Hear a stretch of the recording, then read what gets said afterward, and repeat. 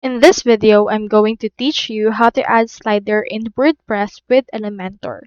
So in order to do this, what you can do is you first need to head over to elementor.com. Into this part, you just need to click onto this Get Started in order to create an account, or click onto this Login option if you want to log in into your existing one.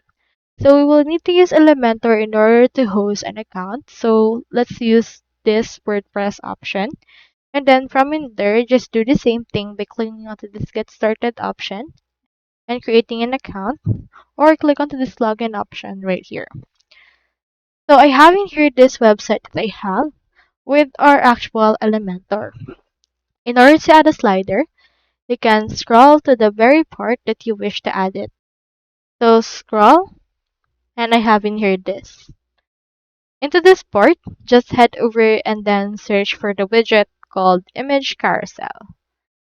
Here it is right here, just drag and drop it.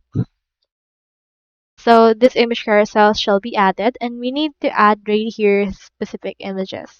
Click onto this icon and then choosing here the images that you wish to add. Click onto this create new gallery. Click onto this insert, and then they will be added right here. So you can name this carousel as well. You can change the solution, and you can choose in here the slides to show. For example, let's choose only one slide at a time, so it will look like this right here. So you can also choose image stretch as well as navigations like arrows and dots or arrows only.